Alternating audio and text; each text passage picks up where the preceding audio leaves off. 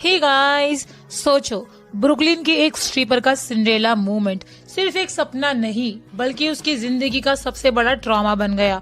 ये किसी के लिए भी एक दिल तोड़ देने वाला मूवमेंट होगा जिसे वो जिंदगी भर भूलना नहीं चाहेगा या भूल ही नहीं पाएगा। जी हाँ, आज मैं बात करने वाली हूँ अनोरा फिल्म की स्टोरी के बारे में। पूरा एक्सप्लेनेशन और जानने की कोशिश करेंगे कि ऐसा क्या था इस मूवी में कि इसने बेस्ट एक्ट्रेस और बेस्ट डायरेक्टर के अलावा बेस्ट मूवी को मिलाकर टोटल 5 ऑस्कर अवार्ड जीते हैं। जी हाँ, ये इस साल की ऑस्कर विजेता मूवीज में शामिल हो चुकी है। तो चलिए And the Oscar goes to Anora. की स्टोरी जान लेते हैं। लेकिन उससे पहले मैं बता दूं कि आगे भर भर के स्पॉयलर्स हैं। मैंने पूरी स्टोरी को ही एक्सप्लेन कर दिया है, तो आप अपनी सहूलियत के हिसाब से ही आगे बढ़े। तो अब चलते हैं कहानी की तरफ। कहानी शुरू होती है ब्रुकलिन की एक यंग और कॉन्फिडेंट स्ट्रिपर एनी यानी अनोरा से। स्ट्रिपर वही लड़कियां होती हैं जो छोटे कपड़े पहनकर क्लब में डांस करती हैं, pole dance in a seductive manner. Currently वो अमेरिका का रशियन इलाके के क्लब में स्ट्रिपर का काम करती है और वहाँ अलग अलग क्लाइंट्स को हैंडल कर रही होती है। एक दिन उसका बॉस जिम्मी एक रशियन लड़की के पास उसे लेकर जाता है, जहाँ उसकी मुलाकात होती है इवान से।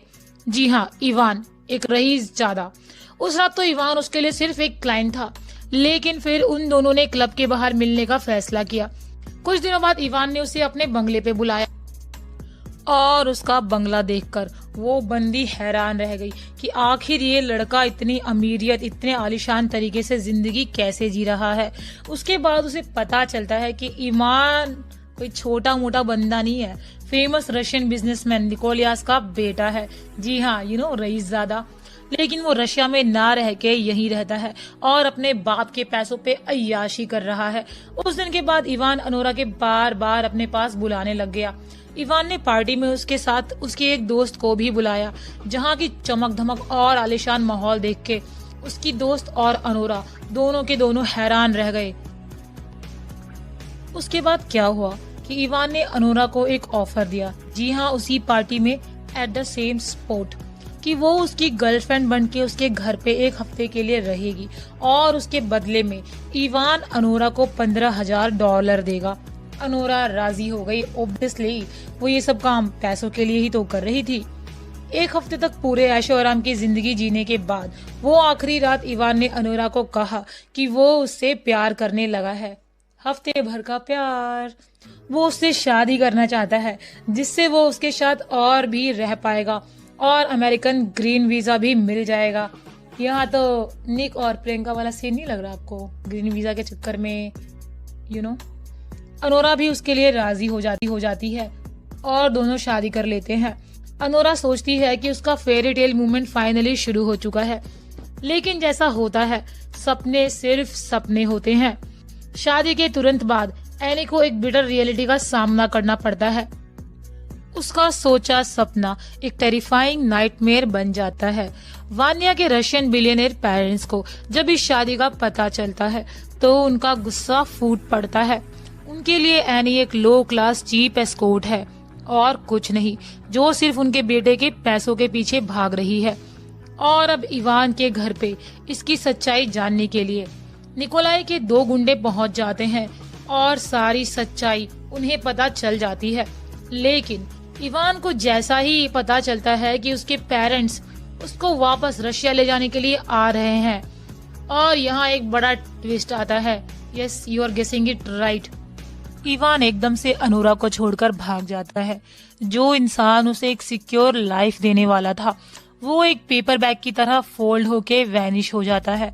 दोनों गुंडे जो वहां आए थे वो अनोरा को पकड़ने की कोशिश करते हैं, लेकिन झीना झपटी में हाल और भी बुरा हो जाता है। और उसके बीच उन गुंडों का बॉस जो अमेरिका में ही था पहुंच के अनोरा को समझाता है कि इवान वैसा नहीं है जैसा वो सोच रही है। वो उसे यही छोड़ के भाग गया, फलाना ढिमकाना भड़काने की कोशिश कर रहा था। और तो और उस शादी का भी फ्रॉड बता दिया। ये भी बोलने लगा कि इवान उसे कोई प्यार व्यार नहीं करता, वो उसके लिए सिर्फ वैकेशन का टाइम पास है, और अगर वो उन लोगों की बात नहीं मानेगी तो उसे अरेस्ट करवा दिया जाएगा या फिर वो उसे $10,000 देगा। वो राजी तो हो जाती है, लेकिन उसने ये कंडीशन रख दिया कि मैं पैसे लूंगी, लेकिन उससे पहले मैं इवान से बात करना चाहती हूँ। अब उसे ढूंढने के लिए अनोरा, 2 गुंडों और उनका बॉस सब मिलके पूरे शहर में ढूंढने निकलते हैं, लेकिन वो उन्हें कहीं नहीं मिलता। लेकिन उन्हें ये नहीं पता था कि इवान वही है जहां वो अनोरा से पहली बार मिला था। यस, अनोरा की फ्रेंड जो कि उसी क्लब में थी, उसने अनोरा को बताया कि इवान यहाँ है और उसकी दुश्मन डायमंड के खूब पैसे उड़ा रहा था। अनोरा के सामने आने पे भी उसका नशा नहीं उतरा था। उसको जबरदस्ती वहाँ से बाहर लेके जाया गया। अनोरा और डायमंड के बीच भी हाथापाई हो गई, जिसको देख के वहाँ के स्टाफ ने उनको धक्के मार के बाहर निकाल दिया। रात में इवान इतने नशे में था कि अनोरा से तो कोई बात नहीं हो पाई। सुबह उन्हें कोर्ट लेके गया, लेकिन वहाँ भी इवान नशे में ही था। अखंड नशेड़ी आदमी था यार ये तो। वहाँ पे वो ट्राई कर रहा था कि जज शादी को नल एंड वॉइड कर दे, लेकिन अनोरा वहीं पे गालियां देने लगी, जिससे हालात और खराब हो गए।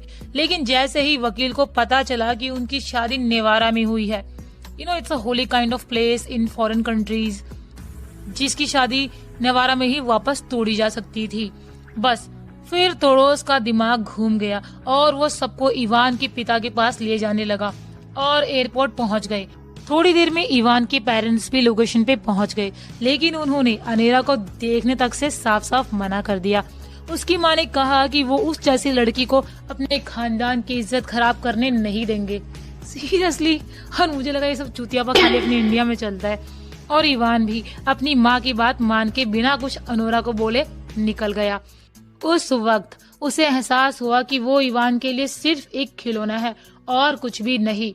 अब अनोरा ने सोच लिया कि वो अब तलाक लेके रहेगी, लेकिन वो ये भी सोच रही है कि वो केस लड़ेगी।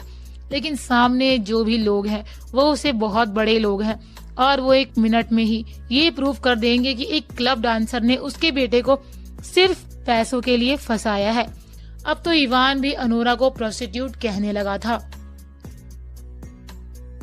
इन सबको देखने और सुनने के बाद अनोरा पूरी तरह से टूट चुकी थी एंड शी फाइनली डिसाइड्स कि वो अब डाइवोर्स पेपर पे साइन कर देगी। लेकिन तभी एक ऐसी घटना घटती है जिसकी उम्मीद वहाँ बैठे किसी भी इंसान को नहीं थी। एगोर, जो कि उन दोनों गुंडों में से एक था, अचानक से सामने आ गया और बोला कि इवान को अनोरा से माफी मांगनी पड़ेगी।